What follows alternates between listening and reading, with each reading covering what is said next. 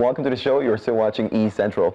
And right now we're about to get into a hot topic conversation, which is where we break down some of the biggest stories. I'm not doing this part alone. I got to introduce Voice of God, Adero himself, entertainment producer. Anytime I show up, it's a problem. Don't do trouble on the show. My brother, let's go. Okay. Of course, Portable is back in the news, yes. He was granted bail set at 1 million naira. Yes. And from what we see, from the videos we've seen, it seems like he couldn't pay and now he's, you know, in police custody still. You know, I don't know what do I think about Portable doing this? First of all, I would always say that there's something wrong that we're not paying attention to as regards Portable, his person. His mental health is his mental health. There's something wrong because he's come out to say one time that he had a bit of a mental situation, and people thought it was just because he wanted to, you know, escape being arrested, you know, back then. But if you look at it now, there's been a track record of the same reaction, the same situations that he's putting himself into every other day. If he's not calling out a celebrity, he's fighting with someone over property. He has become that, would I say, menace in the music industry that people are now wary. Okay, is there something we need to know? Is he trying to? Is this a cry for help that we are not just paying attention to? Because every other day we're back here talking about Portable and how he's had issues with one celebrity or the other. Or is it a strategy to keep himself I think relevant? that's a good question, you know, because again, a lot of the tweets out right now, judging by the video, you know, him being taken, people are saying it's just 1 million naira.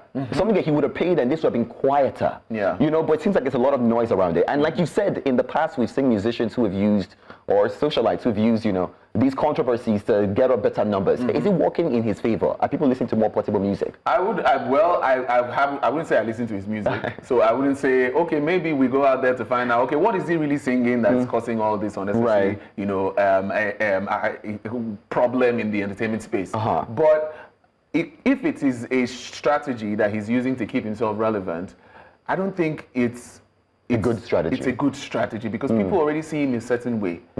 Artists avoid him. If he wants to, okay, because of his personality, they wouldn't want to do collaborations with him. People are scared to even be in the same room with him because they don't know what he can do. In the past, we've seen the collaborations he's had with other artists. And these people he has had collaborations with, he's calling them out as well. People who have helped him, he's calling them out as well. So what exactly does he want? What does he want? You know, in this case now, this defamation case with, you know, Okikiola Badmus. Yes. What are your thoughts about this one? Do you know, I mean, it seems like he's losing currently. Well, as it is, we all know that for Portable, he's capable of doing everything that he's being charged for. And you can see that he was on social media ranting about Society Oshupa, saying different things and all that, pulling out threats and things like that. You know, but this is the typical Portable we've seen over the years. So right now, people are like, okay, so when would this end? So if he as an individual, as an artist, doesn't know where to draw the line when it comes to trying to put himself in the face of people or to stay relevant, then going after people is not a wise move because it would only make you look bad. I mean, it's interesting to me that this particular feud started based, of course, on music. You know, the similarities in their songs, and I'm surprised that it's still a thing we talk about. Knowing well how important, you know, making sure every person involved in a project is duly credited. Yes. You know, it's funny how these form of copy things still happen. Knowing well the consequences. Well, the truth is, I think people get away with it sometimes if you take permission, or if you probably have a one-on-one conversation with whoever they say you're copying or you're trying to be like, or you know, just keep the relationship good. Then all these back and forth won't be happening. But if you feel that as Portable is right now, maybe he feels he's untouchable, or he feels that, you know, in his words, he says he's a government child or something like that. Which is funny. Which is, I don't know how the government child gets in so much trouble. That's why he's paying the government. Wow. We got to move from that one. This one's also hot. Veteran Nigerian rapper Idris Abdulkarim has gained renewed attention. Now, this is for the protest song "Tell Your Papa," which criticizes President Bola Tinubu's administration. This is you know when they say history repeats itself? Yes. In his case. Yes. Is he being smart about it better than, he was last time? I feel the last time, this was 2004, when he put out Nigeria Jaga Jaga, and it was banned because of the content of the song. The Christian in me is like, I can't. Because of the content of the song. And, back then, it was easier to ban music and you wouldn't hear it anywhere else because social media, streaming and all that was not as, prominent as it is now. But right now, this has happened. And unfortunately, would I say unfortunately for the government, because they banned the song and he's getting more streams on social media platforms. And he's out there, let's talk, the context of the song, okay, it's talking about the situation of the country. Yeah. Well, people would say, where is the lie? Because the country is not where we expected it to be. And he's just speaking up for a portion of the Nigerians who think the same way.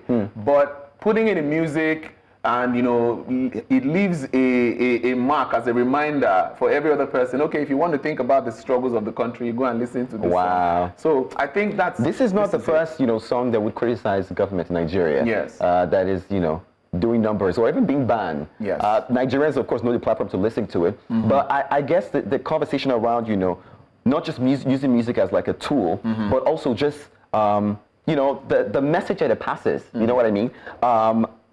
I don't know. This is definitely they're not going to let this one fly for sure. But the numbers are going to keep going. Definitely. So I do think he might use it to advantage. And this just shows the younger generation that, you know what? You can push your music anywhere. Truthfully. You can push your music anywhere. Truthfully. Because you can't get arrested for posting on YouTube, could you? You can't. Because right now you can't really, we can't control what people stream. And those platforms where you can stream your music and your videos, we can't control that. NBC doesn't have control over this. What was that Fowls song that was banned as well? This is Nigeria. This is Nigeria. Yes, that was a recreation from like Childish Gambino. From Childish Gambino. But because it was speaking about the ills of the government at the time, it was banned. And, so is it that we can't really speak about the ills of the government? If we're banning, let's know we're banning everything, You can't just leave one side and ban only things that address the government, and then things that are promoting, bizarre social culture, we leave those ones. So, honestly, I'm getting tired of this. To be honest. But do you think musicians owe it to always have music that, does speak about the times, that does, talk about people and direct to the government? I think that is one of the major essence of music, creating social change, creating social awareness, letting people understand that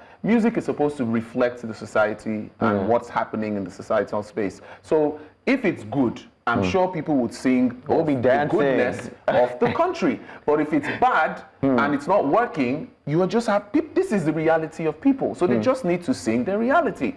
And at least the government should be, they shouldn't feel bad that it's a song. We'd rather dance to the song than go on the streets and scream about it. So now it's a song that's there, that's telling you what is happening. It's also a message to the government. They should also be able to look at it from a different perspective. If this is the cry of the regular Nigerian out there, okay, let's listen. Let's find out what they're saying. Let's understand and try to work on the things that we need to work on. But if we see it as an attack, then somebody else will do another song that they will still ban and will still get numbers on streams. Then, hey, we're not solving any problem. I guess, when after a great weekend dancing, we realized that music is not just about vibes. If you could pass a message, it could help change our country. And maybe this is his way of doing it. Hopefully the government are hearing the cry of the people. Well, thank you.